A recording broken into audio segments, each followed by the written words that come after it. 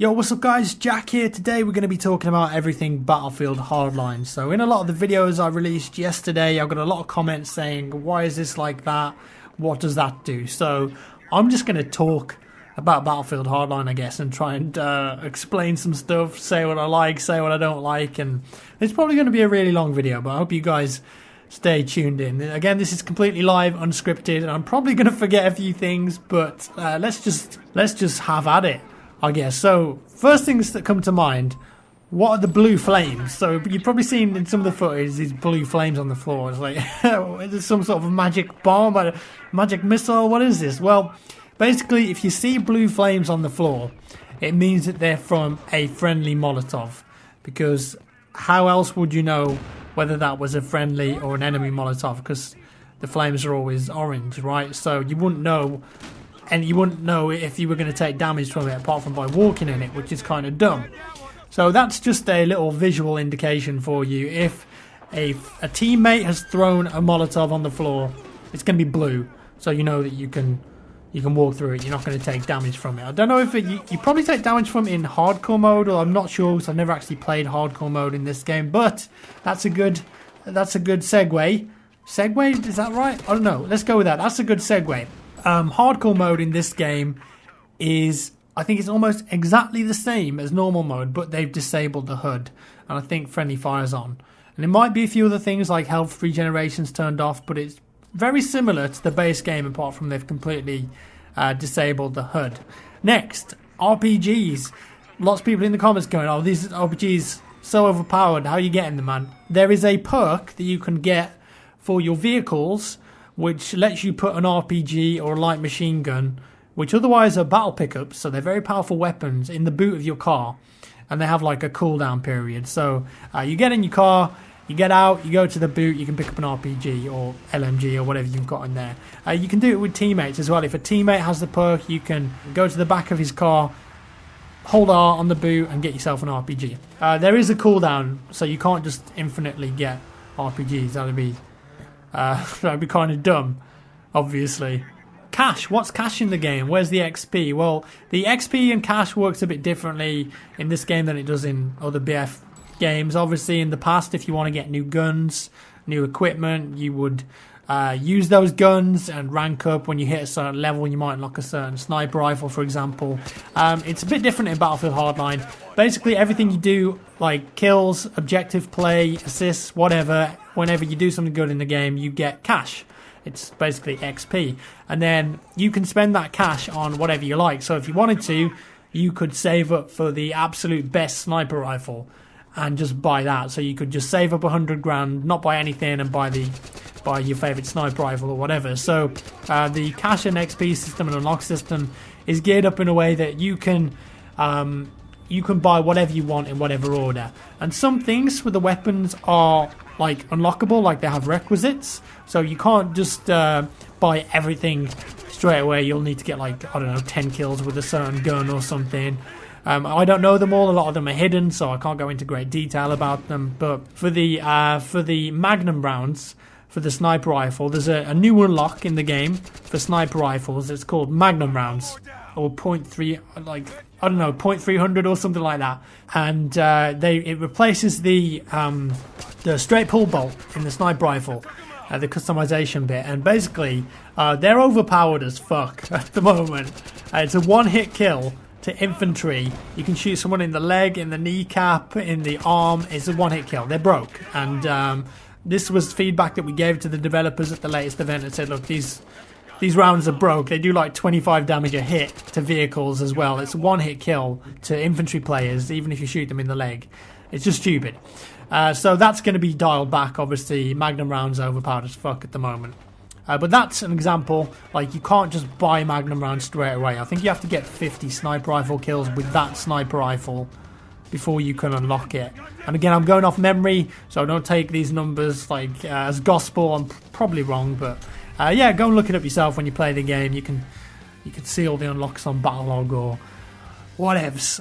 Next, I wanted to talk a little bit about destruction in the game, and destruction is one of the things that has let me down a little bit in Battlefield Hardline since Bad Company, probably Bad Company 2, BF3, BF4, destruction's always been like a big thing, right? You can blow buildings up, you can level buildings, and yeah, BF3 and BF4, you couldn't destroy as much as you could in Bad Company 2, but it's different game design, different level design, whatever. Like, I think BF3 and BF4 have an acceptable level of destruction, and when you shoot at something with a grenade or a rocket that looks like it can be destroyed, normally it gets destroyed.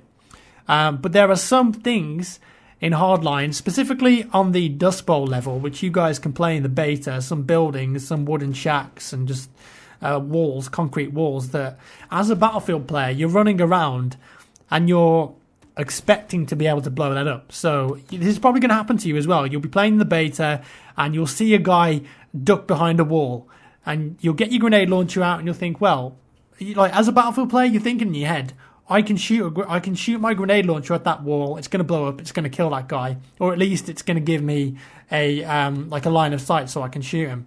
But there are lots of places in Dust Bowl where you shoot something that looks like it can be destroyed. In your head, you're like, that can be destroyed. I can destroy that, but you can't. It just makes like a decal on the wall, and that did disappoint me. Now, not all of the Battlefield Hardline levels are like this. Like, there are some levels that have a load of destruction. The block, for example, which you guys haven't played, which I've played internally, you can rip that to shreds. Like, you can go through all the buildings, all the walls, you can fucking level it, right? But some of the levels in Hardline, the destruction is limited in certain places. And like I said, as a Battlefield player, and this is something that I brought up many times in the feedback sessions when I went over to Visceral in San Francisco, and said that you really need to look at the destruction a bit, because I think it's a bit subpar. But yeah, I mean, Visceral know. They know about the destruction. There are some levels that do lack destruction, but apparently it came down to a performance issue in the end with the bigger maps. So memory allocation, whatever.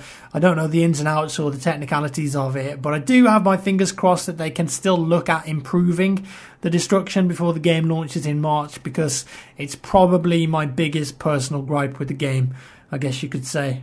Yeah, you'll find that in some of the Hardline levels, there will be some stuff that you think, I should be able to destroy that. But just look out for it. I'm sure you'll notice it along the way. Next, there's defibs that you can pick off the wall as like a battle pickup. So even if you're not a medic and you see a dead teammate, you can just pick him off the wall, revive him. There's also med kits you can get off the wall. Same thing, they give you health back. Ammo crates, ammo lockers are scattered around, so you can pick up ammo if there's no support players around. So that's all really cool sort of stuff. There's big heavy hitting melee weapons that are a one-hit kill. They've got like this cool knockback animation if you hit someone that's running towards you from the front. They take a while to wind up, but if you do hit someone, it is a one-hit kill. The zip lines can now be almost fired horizontal, so you don't have to be like above somewhere to shoot the zip line. You can actually go horizontal, like on bank, for example. If you're at the top part in the central area, you can actually go across from one side of the horde to the other using a zip line. Also, grappling hooks, you don't have to be underneath things to fire them now. You can be like across the road, and again, this is on the bank map, just an example. You can be on the parking lot, across the road, fire a grapple from there, and then swoop down and climb up it. So you don't have to stick around on street level firing this grappling hook up, and you might possibly get killed by something. So you can do that with grapple hooks as well, so don't forget that. There are a few quirky animations and little Easter eggs in the game as well. We were told that like every weapon, or I think it was almost every weapon, has a Easter egg reload animation, like a 1 in 1,000 chance of proccing this Easter egg. And just like the Unica 6, for example, in Battlefield 4, that's got a really rare reload animation where he sort of like pats the bullets as they go in. It's really cool and really fancy. And apparently the weapons in Hardline also have like a really rare chance of getting that as well. And also you can flip sometimes when you spot cops, it flips the bird at them, like sticks up the middle finger instead of just pointing like a spot, which is cool. Also, in regarding to the spotting and the audio, I think the amount of times that people shout like, I got one, or I'm a cop, you idiot, you know, all the shout outs, just fucking, I didn't notice it at the time, but when I was watching the footage back, I was like, there's too many shout-outs right now. Like when you kill a guy or you spot a guy, it's just constant talking. So it'd be nice if they just tone that back a little bit.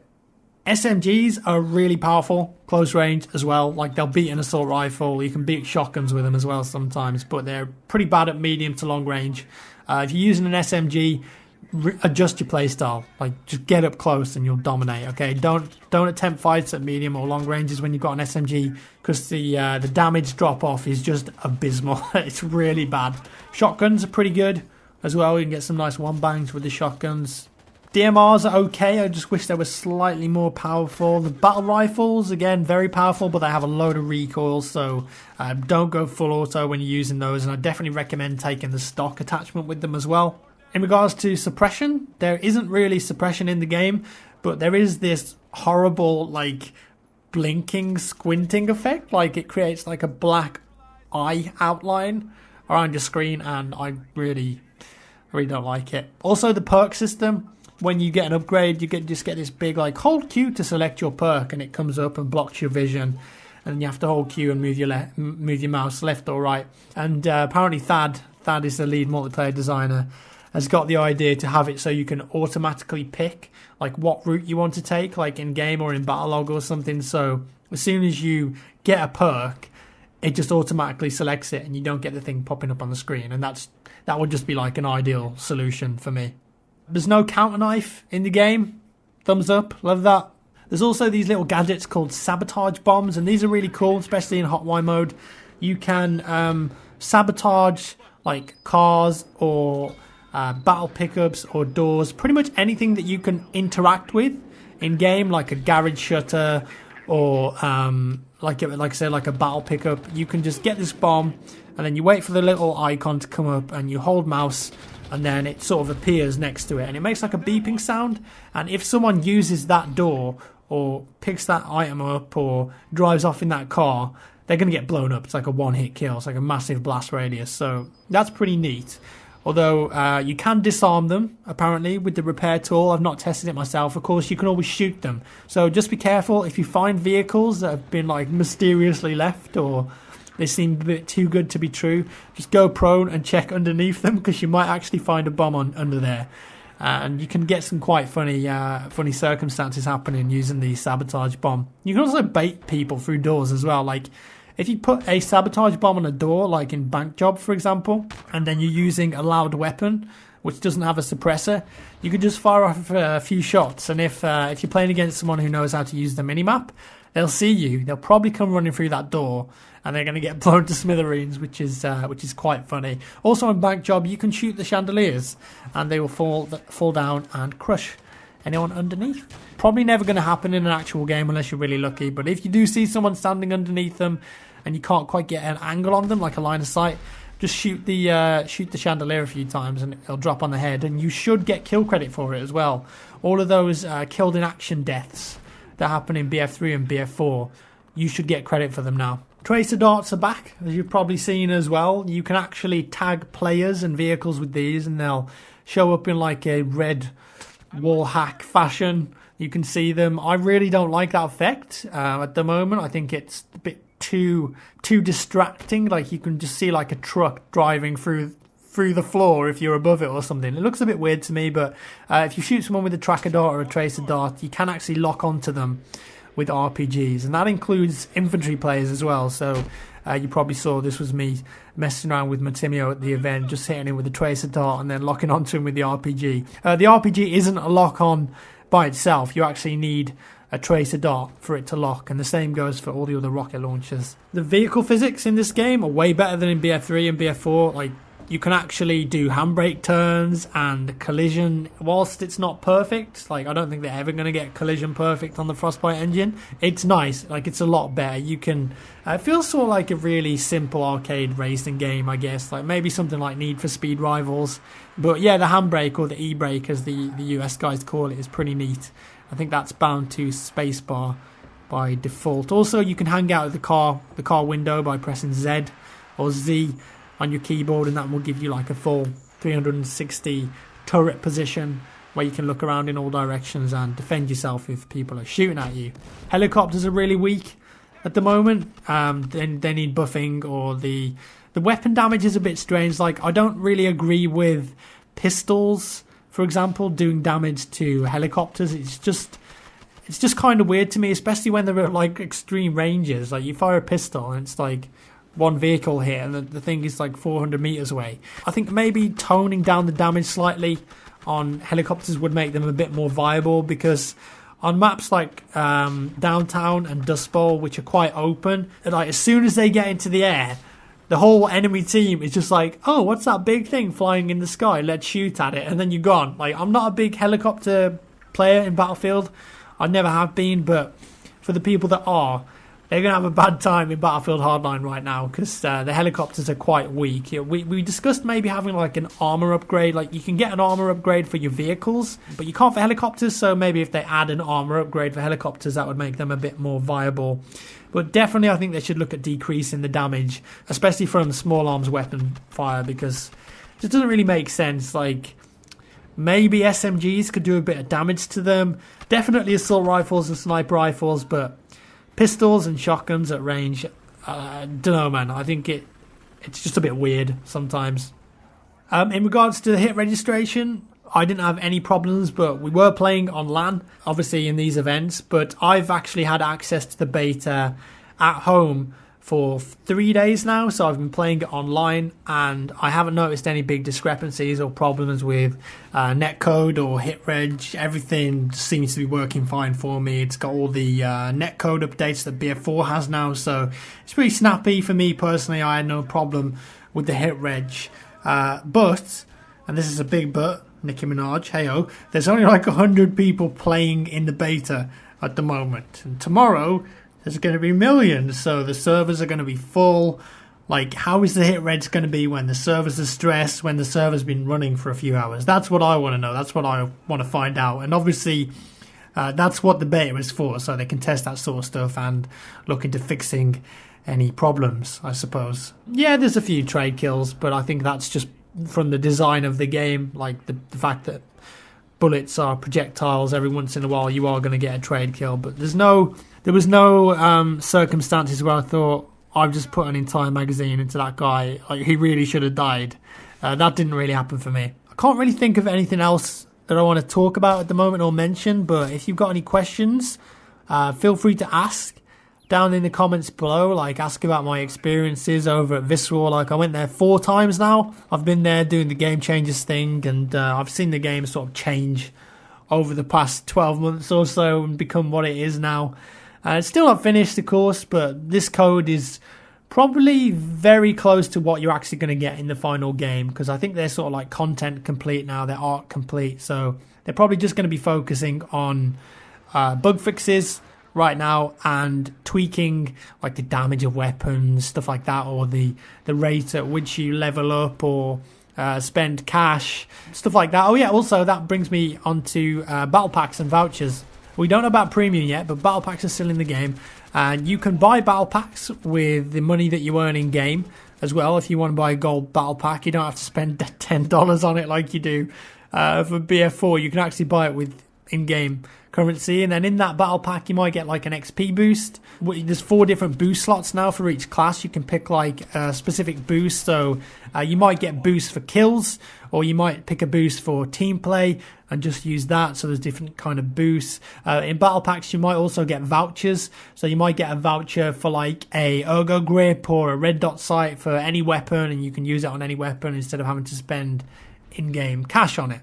I like the way the unlock system is in this game. You can literally save a load of money up if you want and buy whatever you choose to. You don't have to be a certain level to unlock a certain gun. So it's very, you can tailor it to your playstyle and your wants and needs, put it that way.